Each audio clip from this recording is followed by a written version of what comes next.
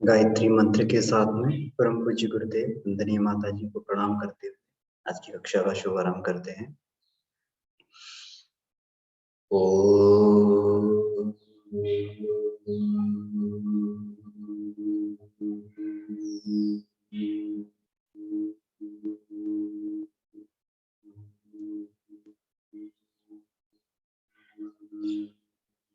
भूर्भुवः स्वः तत्सवितुर्वरेण्यं भर्गो देवस्य धीमहि धियो यो नः प्रचोदयात्।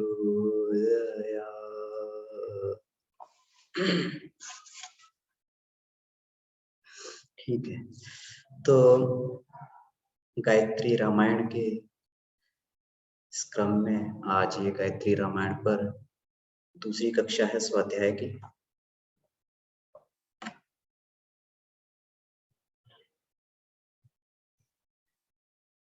तो इसमें हम लोगों ने ये पिछली बार देखा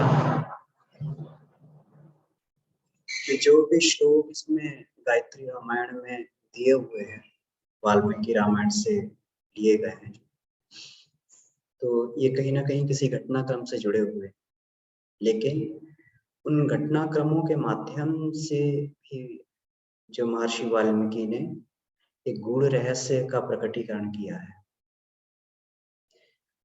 तो ये 24 श्लोकों के विस्तार में ये एक श्लोक के 1000 के विस्तार में 24,000 श्लोक बने, 24,000 श्लोक की वाल्मीकि रामायण बनी। तो इसमें हम लोग जान सकते हैं कि गायत्री के बिना ब्रह्म ज्ञान की प्राप्ति नहीं है।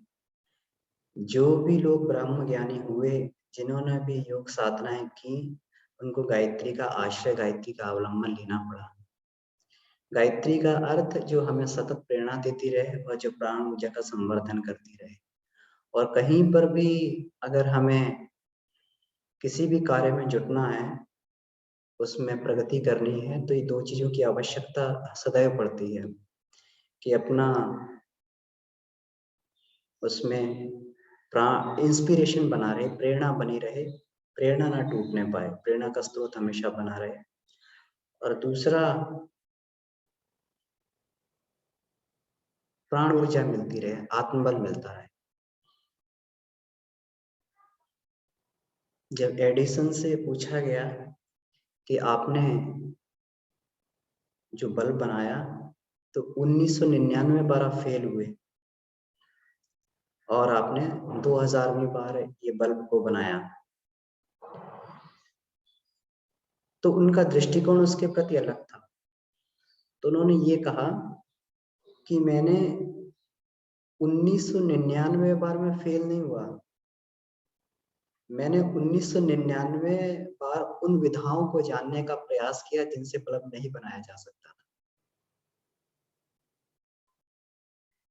कितना इंस्पिरेशन है। हम लोग एक बार असफलता मिलती है तो निराश होकर बैठ जाते हैं, लेकिन जितने भी लोग वैज्ञानिक हुए तो कहीं ना कहीं हमें मानना चाहिए कि गायत्री की कृपा जरूर रही होगी। और जिस पर भी गायत्री की कृपा होती, भले ही उन्होंने स्थूल मंत्र का सहारा ना लिया हो, लेकिन गायत्री की कृपा जरूर रही होगी।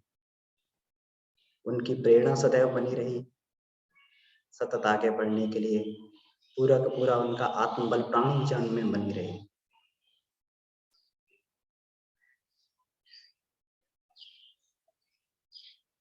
गायत्री रामायण में, ये रामायण के माध्यम से उन पे विशद श्लोकों पर चर्चा की गई है और इसमें इनके गूढ़ रहस्य को समझाया गया है। 6वां श्लोक इसमें क्या कहता है? राजा सत्यम च धर्मश्च राजा कुलवताम कुलम, राजा मात पिता चैव राजा हितकरो नृणाम। राजा सत्य है, धर्म है, कुलवानों का कुल है, माता पिता के तुल्य है और मनुष्य का हितकारी है। इसमें एक आदर्श राज्य की व्याख्या की गई है कि जिस राजा के द्वारा प्रजा के लिए, प्रजा के हित के लिए सत्य के आधार पर चलने वाला स्वराज्य हो, वही असली राज्य है। और जो सत्य के आधार पर नहीं चल रहा है, जो असत्य वस्तुओं के आधार पर चल रहा है, वो कुराज्य है। और अगर कहीं स्वराज्य है, और अगर कहीं स्वराज्य है, लग रहा है अगर स्वराज्य है, तो फिर हमारा कर्तव्य ये बनता है कि उस राजा की मदद करने के लिए, उस राजा की सहायता के लिए जो भी उस राज्य के कानून, नियम, व्यवस्था, न्यायपालिका बनाई गई है, उनका आदर किया जाए, उनका पालन किया जाए। प्रत्येक सभ्य नागरिक का ये कर्तव्य होता है कि समाज हित के लिए जो राज्य नियम है उसे ईश्वर की तरीके से उसे ये माने कि मैं धर्म का पालन कर रहा हूँ। जैसे हम लोगों की धर्म के प्रति आस्था होती है, धर्म की आज्ञाओं का हम लोग सम्मान करते हैं, उसी प्रकार से शास्त्र यह भी आदेश देता है कि उतनी ही तत्परता हमें राज्य के नियमों का पालन करने के लिए उतनी तत्परता होनी चाहिए। हम लोग देख सकते हैं कि जिन जिन देशों में नागरिकों में देशभक्ति कूट कूट कर भरी हुई है, वो देश की प्रगति बहुत तेजी से हुई, क्योंकि वहां पर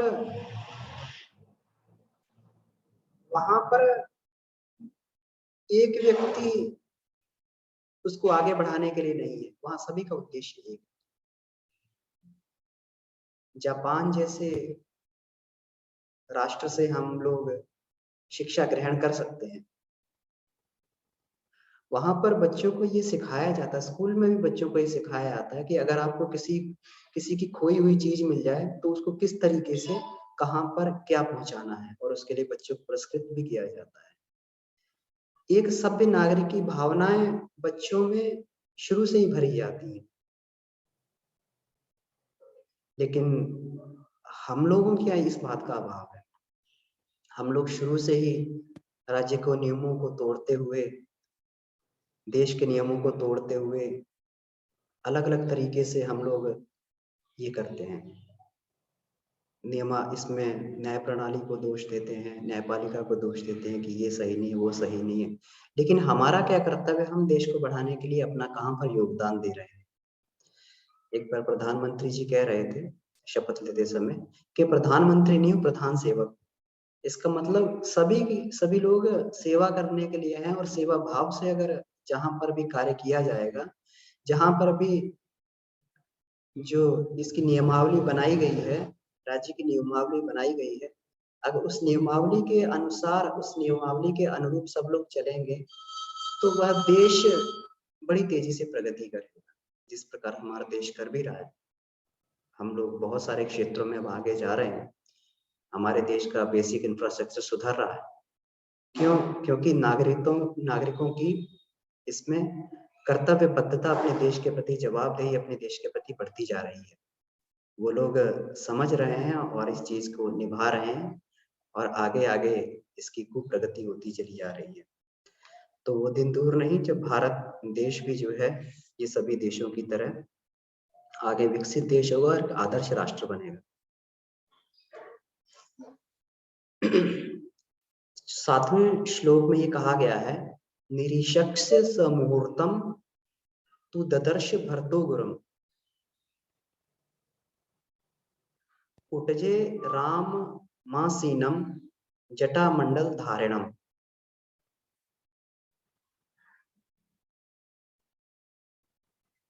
इसमें ये कहा गया है कि उस समय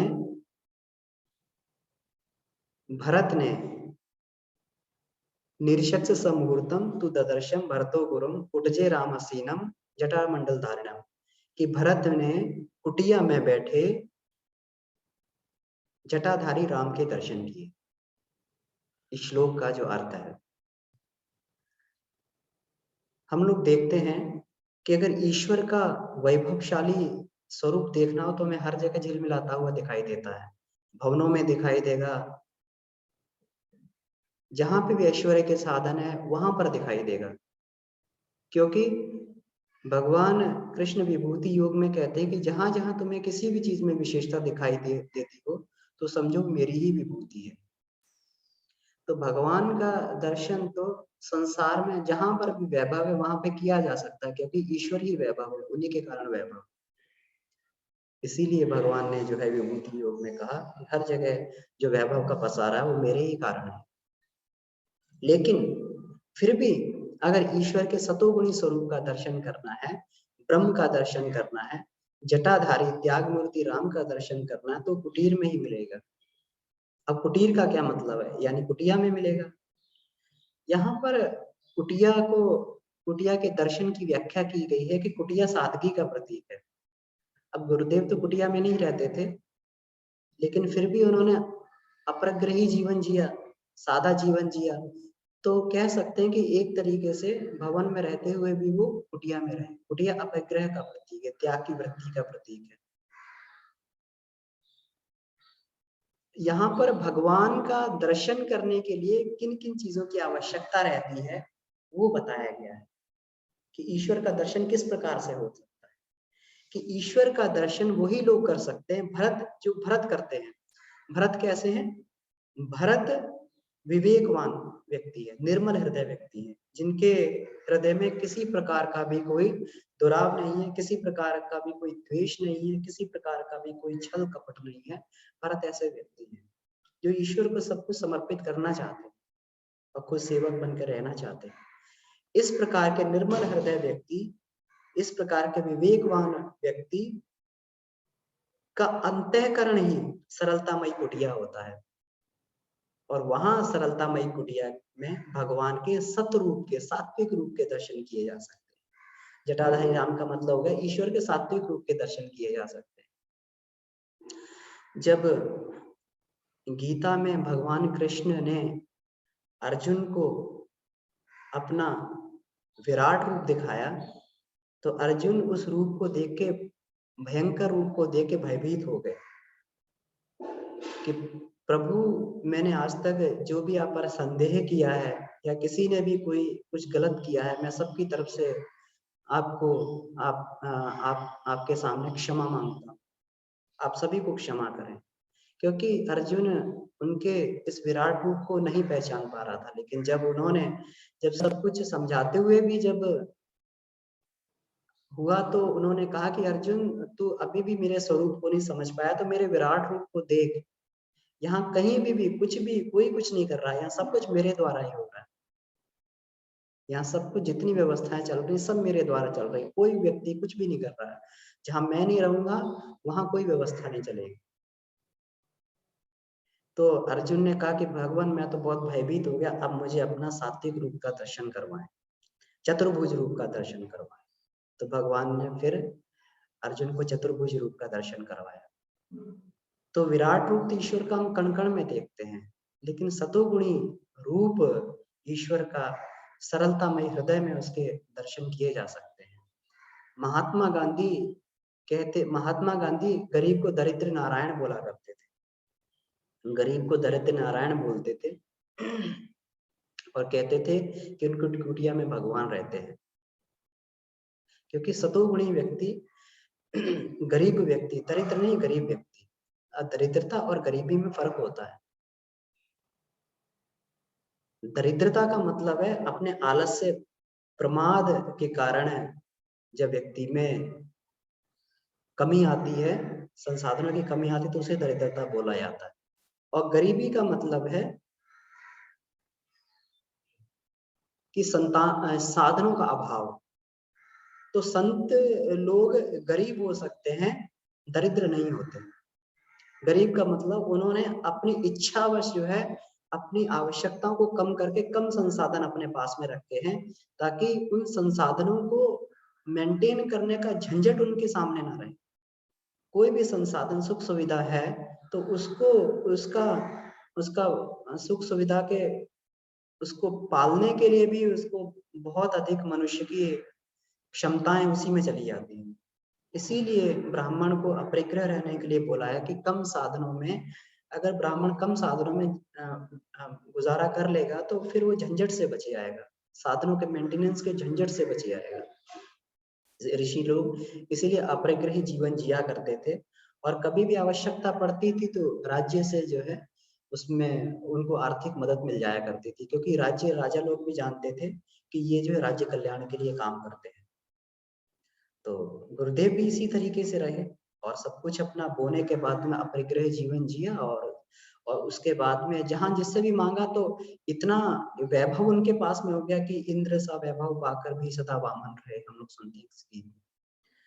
तो अगर ईश्वर के दर्शन करने हैं तो इसी तरीके से अपने अंतःकरण को सरलतामयी कुटिया बनाकर और भरत की तरीके से अपने विवेक के द्वारा ईश्वर के सात्विक रूप में दर्शन किए जा सकते हैं। अगले श्लोक को देखें। इसमें कहा गया है, यदि बुद्धि कृत्वा द्रष्टुमगस्त्यम तम महामुनिम अद्यैव गमने बुद्धिम रोचयस्व महामति। इसमें कहा गया है, हे महामति, यदि तुमको अगस्त के दर्शन की इच्छा है तो आज ही जाने की सोचो। अब इसमें क्या बताया गया है कि अगस्त का अर्थ यहाँ पे कल्याण, अगस्त कहते हैं कल्याण। और जो व्यक्ति कल्याण के दर्शन करना चाहता है, यानी अपने जीवन में कल्याण चाहता है, किसी भी फील्ड में, भौतिक फील्ड में या आध्यात्मिक फील्ड में अपना कल्याण चाहता है, तो उसको आज से ही प्रयत्न चालू करना पड़ेगा, आज से प्रयत्न करना पड़ेगा। क्योंकि जो व्यक्ति कल पे टालते हैं तो कल कभी नहीं आता है। कभी कभी हम ये लोग ये सोचते हैं कि चलो ये आज नहीं कल से प्रारंभ करेंगे, तो जब भी ये मन में भाव आ जाता है तो इसका मतलब हम उस कार्य को नहीं करना चाहते। मेरे खुद के जीवन में जब भी मैंने देखा कि नहीं ये कार्य जो है आज नहीं, अभी बहुत समय पड़ा हुआ है तो इसको कल कर देंगे, तो वो कल वाली कहते हैं कल कभी आता नहीं, तो कल वाली मानसिकता के आधार पर वो समय भी निकल गया और कार्य भी कभी नहीं हो पाया। ये मैं खुद अपना अनुभव है आपका। तो जो कार्य जिस क्षण स्मृति में आ जाए तो उस क्षण उसको तत्क्षण कर लेना चाहिए, क्योंकि वही सबसे अधिक उपयोगी उसके लिए समय होता है। इसमें कहा गया है कि वर्तमान सबसे मूल्यवान समय है, वर्तमान सबसे मूल्यवान समय। कहते हैं ना कि हम लोग मुहूर्त की प्रतीक्षा करते हैं, कि वर्तमान ही सबसे बड़ा मुहूर्त है और सबसे मूल्यवान है। जीवन की बहुमूल्य पूंजी वे घड़ियां हैं जिन्हें वर्तमान कहते हैं, यही बहुमूल्य पूंजी है। ना तो भूत जो है इतना मूल्यवान है, ना भविष्य इतना मूल्यवान है। और लोग अपने भविष्य को बनाने के लिए अपना वर्तमान भी चौपट कर लेते हैं कि हम थोड़ा सा, चलो अभी थोड़ा सा धन इकट्ठा कर लें, थोड़ा संसाधन इकट्ठा कर लें, थोड़ा सा ऐश्वर्य इकट्ठा कर लें, थोड़ा सा ये इकट्ठा कर लें, तो किसी भी तरीके से भविष्य सुखद रहेगा। लेकिन अपने वर्तमान को चलो आज नहीं कल कर लेंगे, योग करना है तो आज नहीं कल कर लेंगे, ध्यान करना है तो आज नहीं कल कर लेंगे, स्वाध्याय नहीं आज नहीं तो कल कर लेंगे, किस लिए कि आज जो है। तो इसमें सबसे अधिक जो मूल्यवान क्षण होते हैं, सबसे अधिक बढ़िया क्षण होते हैं, वो वर्तमान होते हैं। भविष्य के लिए भी व्यक्ति को करना चाहिए, लेकिन सबसे अधिक प्रायोरिटी जो है, सबसे अधिक प्राथमिकता वर्तमान को देनी चाहिए कि वर्तमान हमारा बढ़ेगा आज के क्षण में। कल तो चलो स्वस्थ रहेंगे कि नहीं रहेंगे, लेकिन आज के लिए तो कर लिया जाए, आज तो स्वस्थ बने रहे। तो उसके लिए तो क्रिया योग किया जा सकता है, उसके लिए तो आज तो हमारा आत्मिक बल बना रहे, उसके लिए तो ध्यान किया जा सकता है। आज के लिए वर्तमान क्षण सबसे महत्वपूर्ण क्षण है। तो इसमें अगर कल्याण की इच्छा है तो आज ही करने की सोचो, आज ही करेंगे, भले ही वो 2 मिनट के लिए करें, लेकिन शुरुआत करें, लेकिन आज ही करते हैं।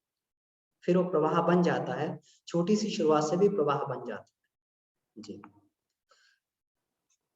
अगला श्लोक इसमें ये बताया गया है, भरतस्यार्य पुत्रस्य श्वशूणां मम च प्रभो मृगरूपमिदं दिव्यं विस्मय जनिष्यति। भरत को, आपको और मेरी सांसों को यह दिव्य मृग रूपी खिलौना विस्मित करेगा। यदि वह जीवित ना पकड़ा जा सके तो भी इसका चर्म बड़ा ही सुंदर होगा। तो यहाँ पर देखिए, अगर इसको उस रूप में लिया जाए तो यहाँ पे कोई व्यक्ति यह भी समझ सकता है कि सीता जी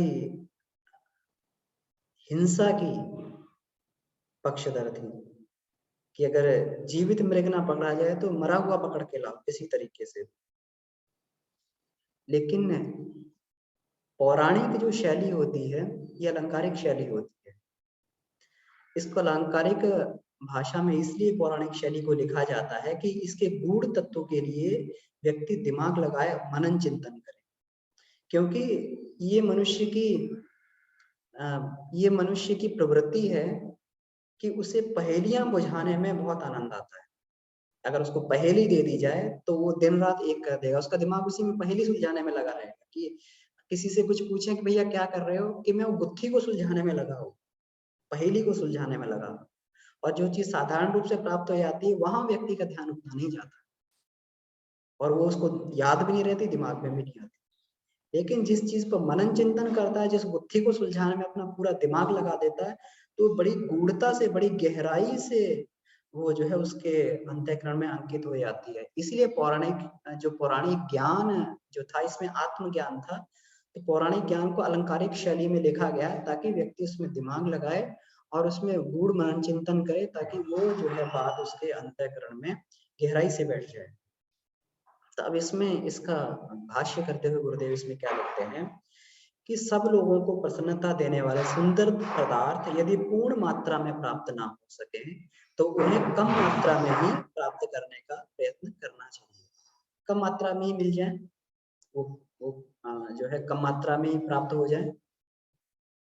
अगर मान लीजिए कोई विद्या हम सीखना चाहते हैं और उस विद्या का पूर्ण ज्ञान हमें नहीं हो सकता, तो ऐसा नहीं है। बहुत सारे लोग ये रहते हैं कि हम जिस दिन भी करेंगे परफेक्शन से करेंगे, थोड़ा बहुत नहीं करेंगे, परफेक्शन से करेंगे, जब भी करेंगे परफेक्शन से करेंगे। तो ये गलत धारणा होती है। व्यक्ति धीरे धीरे प्रगति करता परफेक्ट बन सकता है, लेकिन जो व्यक्ति एक है आज समय नहीं है, आज हम इसको जो है किसी भी तरीके से नहीं करेंगे, जब करेंगे तो परफेक्शन से करेंगे, ये धारणा गलत है। सद्गुण अपने में पूरी तरीके से ना आ पाए तो उसे थोड़ा बहुत ही सीखने का प्रयास करना चाहिए। जितना भी हो सके थोड़ा बहुत ही सीखने का प्रयास करना चाहिए, जितना भी हो सके।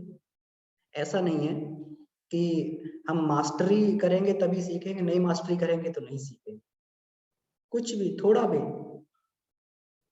चाहे वो योग है, चाहे शिल्प है, चाहे कला है, चाहे कौशल है, चाहे भाषा का ज्ञान है, चाहे कंप्यूटर है, कोई भी चीज है, उसमें थोड़ा सा ज्ञान तो हमें पूरी मात्रा में ना प्राप्त किया जा सके, लेकिन थोड़ा सा ज्ञान तो सभी उसका प्राप्त कर सकते हैं। कहते हैं ना कि master in one jack in all. तो उतना ज्ञान तो हमें होना चाहिए कि हमारा कभी कठिन परिस्थिति में अगर कुछ काम पड़ जाए तो उससे हमारा काम चल जाए।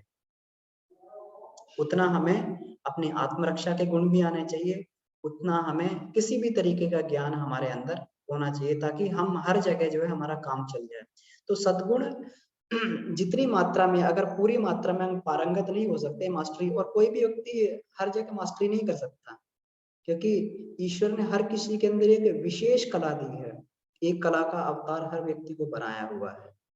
तो हो सकता है उसमें उसकी मास्टरी हो जाए, लेकिन परफेक्शन नहीं, परफेक्शन हर में नहीं आ सकती। लेकिन अब हमारी हर जगह मास्टरी नहीं होगी तो हम सीखेंगे भी नहीं, ये गलत है।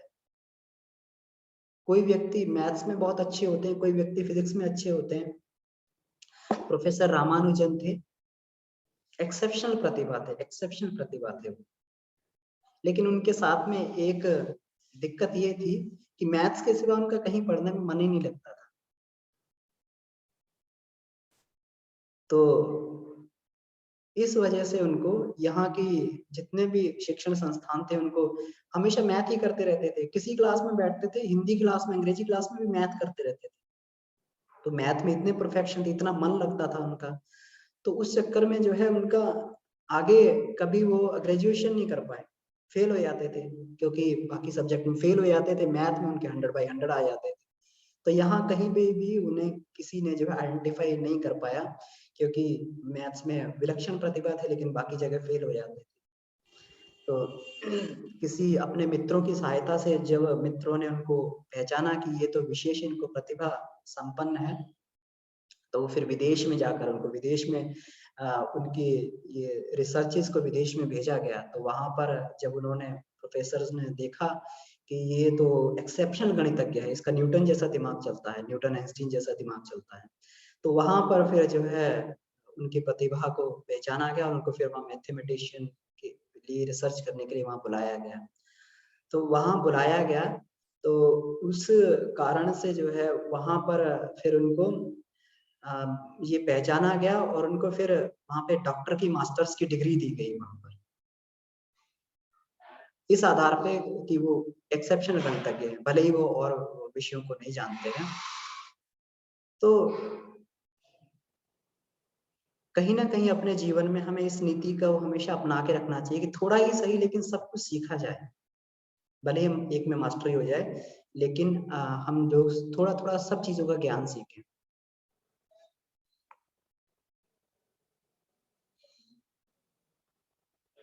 स्वामी विवेकानंद जो है पाक कला में बड़े ही निपुण थे। योगी तो थे ही, उनको भोजन बनाने में बड़ा आनंद आता था, पाक कला में निपुण थे। तो ये जो है और ये इसमें और भी जगह उनकी जो है बहुत उनकी रुचि थी और वो सारी इसमें संगीत संगीत वो उनकी कंठ बहुत मधुर था, अच्छा गाते थे। तो इस तरीके से थोड़ा-थोड़ा हमें हर एक चीज़ का अभ्यास करते रहना चाहिए। इसमें आगे श्लोक में 10वें श्लोक में देखते हैं, गच्छ शीघ्रो मितो वीर सुग्रीवं तम महाबलम वयस्मं तम कुरु क्षिप्रमितो गत्वाद्य राघव। हे राघव, तुम यहाँ से शीघ्र महाबली सुग्रीव के पास जाओ और आज उससे उसे अपना मित्र बना लो। अब यहाँ पे युग ऋषि का भाष्य देखिए कितना अच्छा है कि इन्होंने ये कहा है कि बलवान के साथ हमें मैत्री करनी चाहिए। कोई भी हमसे बलवान हो, अब बलवान है, शारीरिक बलवान नहीं है, कहीं पे भी कोई किसी रूप में भी बलवान हो सकता है और उसके साथ बलवानों के साथ हमारी मैत्री होनी चाहिए, क्योंकि संगति का असर बहुत अच्छा पड़ता है। संगति के असर से जो है बहुत सारी चीजें ऐसी हैं जो संगति से हम सीख जाते हैं। तो ये बलवान को अपना मित्र बनाने में देर न करने की शिक्षा यहाँ पे दी गई है। कभी-कभी ऐसा होता है कि कोई व्यक्ति अधिक प्रतिभावान होता है, तो हमारा कभी-कभी ईगो टकरा जाता है कि अरे! इससे क्यों सीखा जाए? इससे मित्रता क्यों की जाए? हम अपने आप में बहुत बड़े ज्ञानवान हैं। तो जहाँ पर भी हमारा शिष्य भाव या शिक्षा का भाव खत्म हो जाता है, जहाँ पर भी हमारे यहाँ ईगो अहंकार आ जाता है, तो वहाँ पर फिर हो सकता है कि एक क्षेत्र में हम बलवान बन जाएँ, लेकिन बाकी क्षेत्रों में फिर हम बलवान नहीं बन पाते। क्यों? क्योंकि हमारा ईगो टकराने लगता है। तो हर किसी क्योंकि हर किसी में अलग क्वालिटी है, जो पिछली बार भी हम लोग चर्चा कर रहे थे, हर किसी में अलग क्वालिटी है। तो जो भी जिस भी क्षेत्र के बलवान हों, उनसे मित्रता करके और अपने बल की वृद्धि हमें करनी चाहिए। तो इसलिए इसमें भी ये कहा गया, अगर भगवान राम अगर ये कहते मैं तो बहुत बड़ा चक्रवर्ती सम्राट हूँ, मुझे सुग्रीव की सेना की क्या आवश्यकता है, अयोध्या से सेना बुला लेते। लेकिन राम बहुत बड़े मैनेजर भी थे, उन्हें मालूम था किस परिस्थिति में किन लोगों से किन संसाधनों से काम चलाना है, जैसे संसाधन है उन्हीं संसाधनों से काम चलाया जाए और एक कुशल मैनेजर यही काम करता है। वो जिस समय जो भी रिसोर्स उसके पास में उपलब्ध होते हैं उन रिसोर्सेस से काम कर लेता है, उन्हीं से काम चला लेता है। उसी को कुशल मैनेजर भी बोला जाता है। जो आउटस्टैंडिंग से अपना काम चला लेगा, वो तो आउटस्टैंडिंग से सब कोई अपना काम चला लेता है। लेकिन जो व्यक्ति छोटे से छोटी प्रतिभा वाले व्यक्ति से भी अपना काम चला ले, वो कुशल मैनेजर है। तो यहाँ पर भगवान राम ने रीछ वानरों से अपना काम चला लेते, कुशल मैनेजर थे। तो तो उनको इसमें ये बोला गया कि आप अभी जाइए सुग्रीव से मित्रता कर लीजिए, क्योंकि सुग्रीव जो है ये वानर राज है और यहाँ पर वानरों का आपको बहुत सहयोग मिल सकता है जंगलों में। और जंगल में ये कहते हैं कि अम, अम, एक बार जब ये लड़ाई हुई थी तब पाकिस्तान के साथ युद्ध हुआ था, उस समय बंदरों को भी ट्रेनिंग दी गई थी चोटियों के ऊपर चढ़ के बम फेंकने की। तो हो सकता है किसी जगह किसी की प्रतिभा काम करती हो, किसी जगह किसी की प्रतिभा काम करती हो। तो इसलिए इसमें ये कहा गया है कि हमें बलवान के साथ शीघ्रता से मित्रता कर लेनी चाहिए जो उस क्षेत्र का बलवान है। तो सुग्रीव उस क्षेत्र का बलवान था, जंगलों का बलवान था सुग्रीव जो है, क्योंकि वानर जो है जंगलों का बलवान होता है। अब हाथी जो है स्थल का बलवान है, तो मगरमच्छ जो है पानी का बलवान है। अब उसे हाथी अगर पानी में चला जाएगा तो मगरमच्छ उसको पानी में से खींच ले जाएगा, जबकि हाथी की क्षमता वहां काम नहीं करेगी। तो जो जिस क्षेत्र का बलवान व्यक्ति है, हमें उस क्षेत्र के व्यक्ति से मित्रता करके और अपने उस बल की वृद्धि करनी चाहिए। और अध्यात्म क्षेत्र में भी इसीलिए बोला गया है कि जहां से भी अध्यात्म शिक्षा मिलती हो, वहां उससे मित्रता करके और अपने अध्यात्म ज्ञान में अपनी वृद्धि करनी चाहिए। आध्यात्मिक क्षेत्र में भी यही बात है, जीवात्मा अपने से बलवान दैवी शक्तियों से मैत्री स्थापित करके दिव्य लाभों को प्राप्त करे। तो ये इस प्रकार से हमारे ये 10 तक श्लोकों की चर्चा हुई। अगले श्लोकों को अगली कक्षाओं में देखेंगे। ठीक है, तो अभी हमारा समय हो गया है। अब किन्हीं का कोई प्रश्न उत्तर हो तो हम लोग आपस में इसमें चर्चा कर सकते हैं, या कोई अनुभव अपना जोड़ना चाहते हो इसमें तो जी बता सकते हैं। धन्यवाद।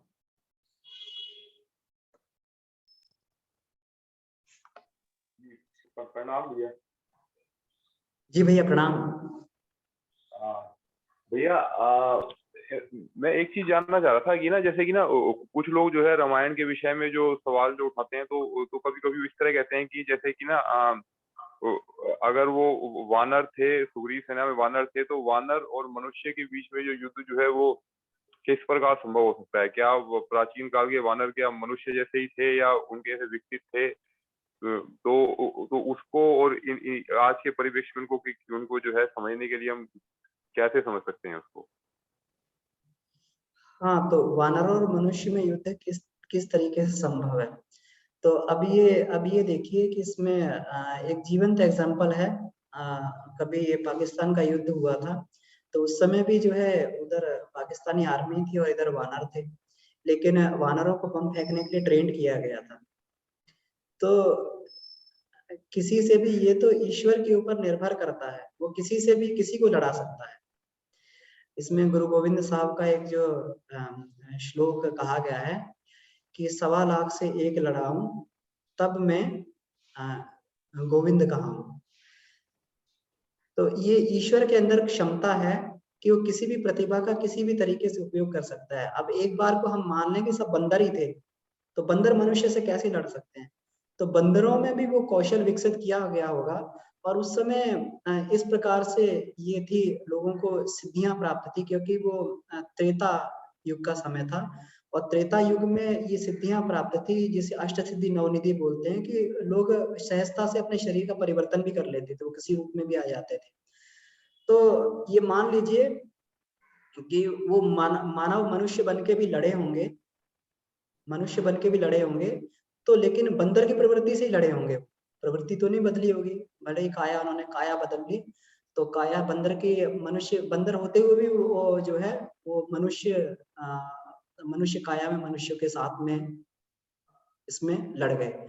तो पहले समय में जब रामायण काल का युद्ध हुआ था, उस समय में ये तंत्र विद्याएं बहुत प्रधान थी। कोई व्यक्ति बड़ी स्वेच्छा से अपने शरीर को बदल लेता था, कैसे भी किसी भी इसमें शरीर में चला जाता था, चाहे वो किसी भी पशु, मनुष्य भी जो है पशु पक्षी आराम से, ये बड़ी विद्याएं बड़ी कॉमन थी, क्योंकि उस समय आकाश तत्व प्रधान हुआ करता था। और जहाँ पे आकाश तत्व प्रधान होता है, तो वहां पे तत्वों की कन्वर्जन जो है बड़ी आसानी से हो जाती है। आप देखेंगे जो तत्व जितना हल्का होता चला जाता है, उसका कन्वर्जन उतना जो है इजिली किसी भी तत्व में किया जा सकता है। लेकिन जो तत्व जितना भारी होता है, उसका कन्वर्जन करना बड़ा मुश्किल होता है, उसकी शेप बदलना बड़ा मुश्किल होता है। तो उस समय ये विद्या बड़ी कॉमन थी। हो सकता है उस समय जो है सारे के सारे वानरों को ये विद्या प्राप्त हो कि वो मनुष्य का रूप धारण कर ले। तो इसमें गुरुदेव ने भी गायत्री महाविज्ञान एक में इसमें व्याख्या की है कि पहले ये तंत्र का जो है बड़ा ही प्रांजल स्वरूप था। उस समय तंत्र विद्याओं का जो है ये बड़ा प्रांजल स्वरूप उस समय प्रस्तुत था। भारत का विज्ञान उस समय चरम सीमा पर था। उस समय देखिए पुष्पक जैसे विमान थे। अब इसमें आज के समय में पुष्पक जैसे विमान भी कल्पना लगते हैं और लोग हंसते हैं। जिस प्रकार से लोग कहते हैं कि वानर और मनुष्य का युद्ध का कैसे रहा होगा, तो लोग कहते हैं कि ऐसा विमान कैसे रहा होगा जो बिना फ्यूल के चलता होगा और जितनी उसमें और साइज भी उसके आकार का छोटा बड़ा कर लेता होगा। तो इसमें देखिए, इसमें जब गूढ़ विषयों पर हम लोग बात करते हैं तो ये फिर एडवांस साइंस की बात हो जाती है। एडवांस साइंस में अब ये देखिए धीरे-धीरे गुत्थियाँ सुलझ रही हैं। कार्नोट का सिद्धांत ये कहता है, जैसे कार्नोट है, तो कार्नोट ने एक सिद्धांत दिया। अब वो सिद्धांत कितना प्रतिपादित हो पाया? कार्नोट ने कहा कि वातावरण में ऊर्जा विद्यमान है। वातावरण से उसको उठाया जाए और उसको ऊर्जा रूप में परिवर्तित करके और उसका उपयोग करके फिर वातावरण में छोड़ दिया जाए। जो हमारा रेफ्रिजरेटर है, ये इसको इन्वर्ट कार्नोट साइकिल बोलते हैं। ये उसी और विधा पे काम करता है। तो ये जो हमें परिकल्पनाएं लगती थी कि, और ये देखिए इसमें जो भरद्वाज ऋषि ने विमानन विद्या का पूरा वर्णन भी किया हुआ है आपके इसमें वेदों में पूरा का पूरा विमानन विद्या का वर्णन आया कि अलग-अलग चलने वाले विमान किस प्रकार हुआ करते थे। कुछ विमान अग्नि से चलते थे, कुछ विमान हवा से चलते थे, कुछ विमान किसी तरीके से चलते थे। तो उस समय इसको बोलते थे, ये गायत्री का तमोगुणी रूप था। गायत्री की तंत्र साधना जो थी तम साधना थी। लेकिन आज के समय में फिर उसको लुप्त कर दिया गया कि कोई भी व्यक्ति इसको जान के और इसका दुरुपयोग ना करे। जो हमारे ये प्राचीन में अभी कुछ ही समय पहले हुए मच्छेंद्रनाथ हुए थे। मच्छेंद्रनाथ को इनका जो बोला जाता था, मत्स्येंद्रनाथ जो थे, ये इनके गोरखनाथ जी के गुरु थे, जो सिद्धपंथी थे। तो गोरखनाथ नाथपंथी जिसको बोलते हैं, गोरखनाथ जी के गुरु मत्स्येंद्रनाथ थे। और मत्स्येंद्रनाथ को डायरेक्ट जो है भगवान शिव का डिसाइपल बताया जाता है, भगवान शिव के शिष्य थे। तो भगवान शिष्य जो है बहुत बड़े तंत्र के जो स्वामी हैं, तंत्र के ज्ञाता हैं। तो इन्होंने जो मत्स्येंद्रनाथ को विद्या सिखाई, तंत्र विद्या। तो मत्स्येंद्रनाथ जो है बड़ा आसानी से अपने शरीरों को बदल लेते थे। ये बहुत समय पूर्व की बात नहीं है, अभी कुछ ही समय पूर्व की बात है। फिर गोरखनाथ हुए, गोरखनाथ को तो हम लोग जानते हैं। गोरखनाथ, ये सारे के सारे नाथ संप्रदाय में सभी तंत्र के स्वामी हुआ करते थे। पश्चिम जो अपने दक्षिण में नागार्जुन हुए थे। फिर इनके बाद में फिर जब तंत्र विद्याओं का दुरुपयोग होने लगा तो इन आचार्यों ने बड़ी बुद्धिमत्ता से फिर इन सबको जो है वो कर दिया। गुरुदेव बहुत बड़े तांत्रिक थे, बहुत बड़े तंत्र प्रयोगी थे। तो एक बार ऐसे हुआ था कि कोई गुरुदेव के शिष्य जो है किसी तांत्रिक के पास में गए और वो कहने लगे कि मुझे तंत्र विद्या सिखाइए। तो उनका तुम कहाँ से आए हो? कि मैं पंडित श्री राम का शिष्य हूँ।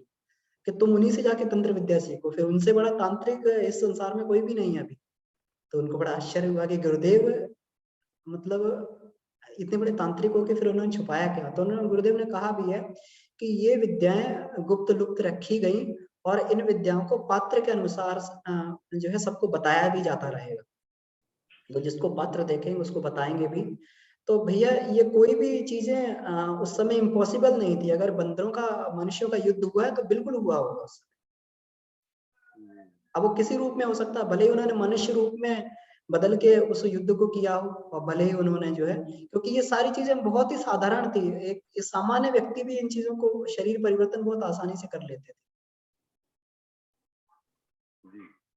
जी भैया, धन्यवाद भैया। प्रणाम भैया, सबको प्रणाम। भैया मेरा एक क्वेश्चन था। हेलो जी भैया, जी दीदी। हाँ जी, हाँ भैया, जैसे एक उसमें श्लोक में आपने बताया ना कि निर्मल हृदय से भगवान के दर्शन हो सकते हैं और ये सब, तो मतलब मुझे ऐसा लगता है आज के टाइम में ना, मतलब बहुत प्योर वो होने से ना, निर्मल हृदय होने से लोग आपका मिसयूज ज्यादा करते हैं। ठीक है, भगवान के सामने हम ठीक हैं, बट सामने से लोग समझते हैं कि ये तो मतलब बेवकूफ टाइप इंसान है, इसके साथ कुछ भी किया जा सकता है। और ये मैंने मतलब बहुत ज्यादा फील किया लाइफ में, प्रोफेशनल उसमें भी, हर जगह। मतलब आप जितने सीधे रहते हो ना हृदय से, उतना ही लोग आपको मतलब वो करते हैं। जैसे कहते हैं सीधे पेड़ को काटना आसान होता है, वही वाली बात है। जी।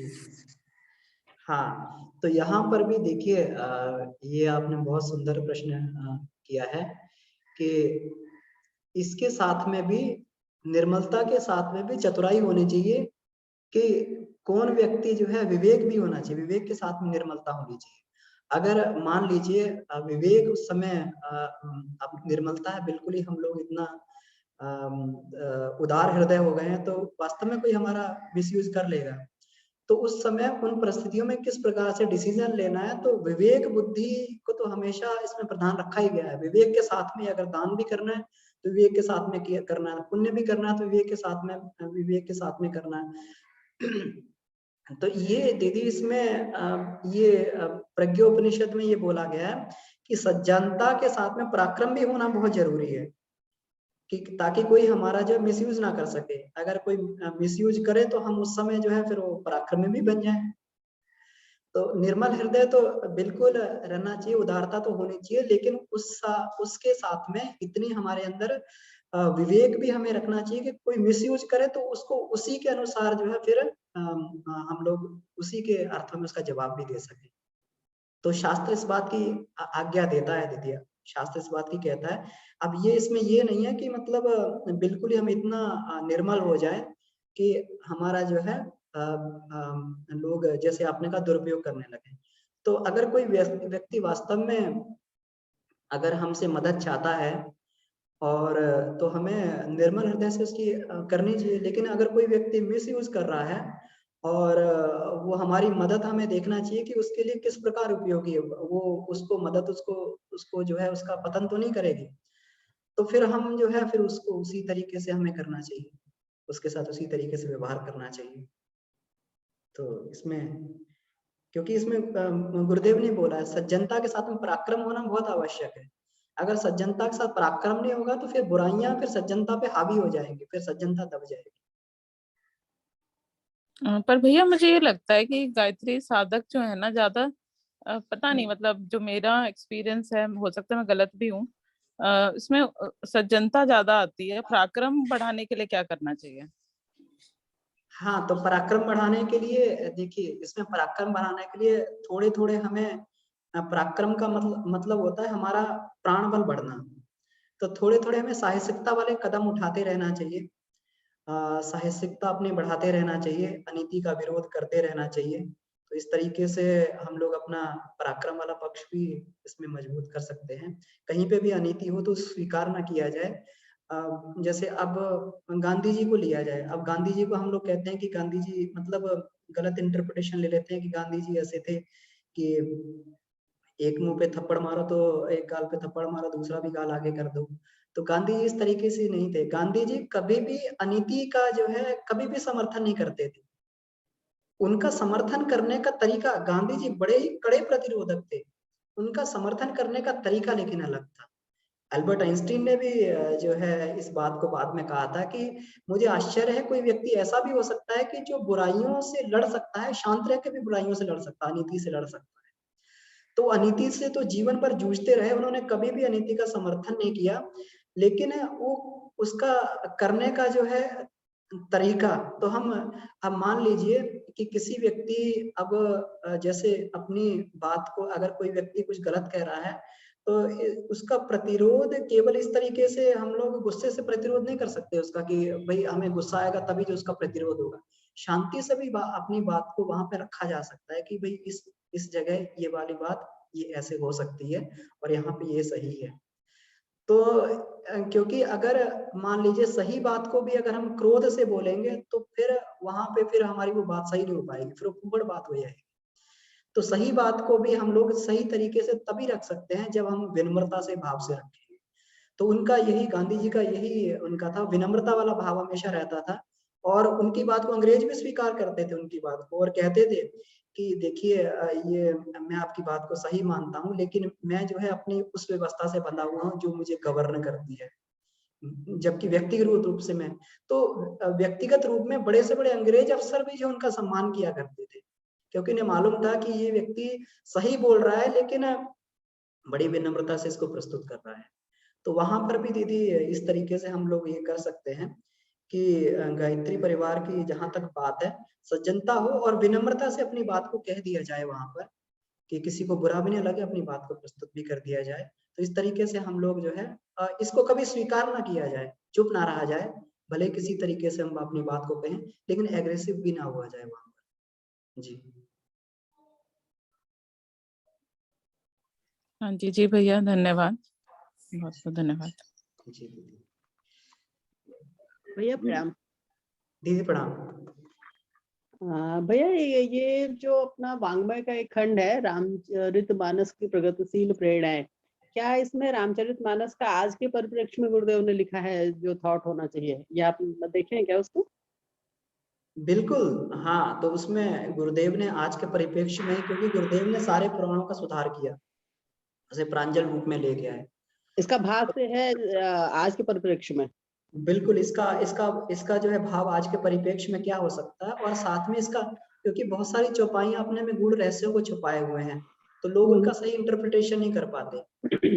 तो उनके सही इंटरप्रिटेशन को गुरुदेव ने प्रस्तुत किया, और जितना भी साहित्य लिखा है, वो रामायण अगर एप्लीकेबल है तो आज के परिप्रेक्ष्य में कहाँ पर एप्लीकेबल हो सकती है। अगर श्रीमद् भगवत गीता है, तो श्रीमद् भगवत गीता को भी उन्होंने संस्कृति संजीवनी श्रीमद् भगवत गीता के नाम से उन्होंने जो वाङ्मय दिया, तो उसमें भी कहा कि गीता जो है अगर हो सकती, तो आज के समय में गीता को किस प्रकार से इम्प्लीमेंटेशन किया जाए। और उसमें जो है गीता, क्योंकि ये जो बाकी इसमें जो गीता मिलती हैं, ये इसमें श्लोक रूप में, सैद्धांतिक रूप में व्याख्या की गई है। जैसे स्वामी अग्रवानंद की हो गई, चाहे वो इस्कॉन की हो गई, चाहे वो अपनी गीता प्रेस गोरखपुर की हो गई। अब इसे जन जन तक कैसे पहुंचाया जाए, तो गुरुदेव ने फिर उसको जो है कथानक शैली में उसको जो है प्रस्तुत किया गीता को, उसके श्लोक में कथानक शैली में, कि इसको जन सामान्य में कैसे, क्योंकि कथा वाली चीजें जन सामान्य के समझ में अधिक आती है। तो गुरुदेव ने साहित्य का प्रांजल रूप प्रस्तुत किया है, और उसको आज के हिसाब से कैसे एप्लीकेबल हो ये बताया था। हाँ भैया, क्योंकि जैसे पहले का तो कॉन्सेप्ट बड़ा अच्छा था कि बच्चों से दादी नानी रामायण का, गीता का सारा चर्चा होती थी, हमें पता चल जाता था।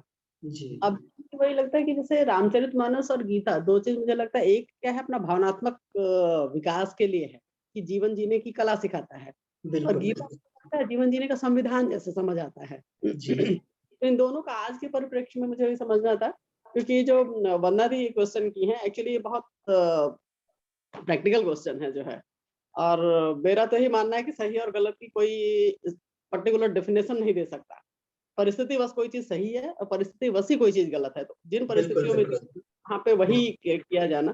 तो मुझे लगता है कि शायद ये दोनों किताब आज के परिप्रेक्ष्य में पढ़ी हो तो हो सकता है ये हमारे लिए थोड़ा सा, गुरुदेव का जो गीता वाला खंड है और जो रामायण वाला है, क्योंकि तभी बच्चों को भी आगे एक्चुअली सही तरीके से इसको प्रस्तुत कर सकते हैं कि रामायण और गीता हमारे लिए क्यों जरूरी है पढ़ना। जी जी जी, बिल्कुल सही कह रहे हैं दीदी जी। Thank you. तो ठीक है, हमारा समय भी हो गया है, तो अब इसको जो है कक्षा को ही समाप्त कर सकते हैं, 8:30 हो गया है। ठीक है, आप सभी को बहुत बहुत धन्यवाद। परम पूज्य गुरुदेव वंदनीय माता जी को प्रणाम करते, धन्यवाद करते हुए कक्षा को ही समाप्त करते। ओम नमः शिवाय। ओम नमः।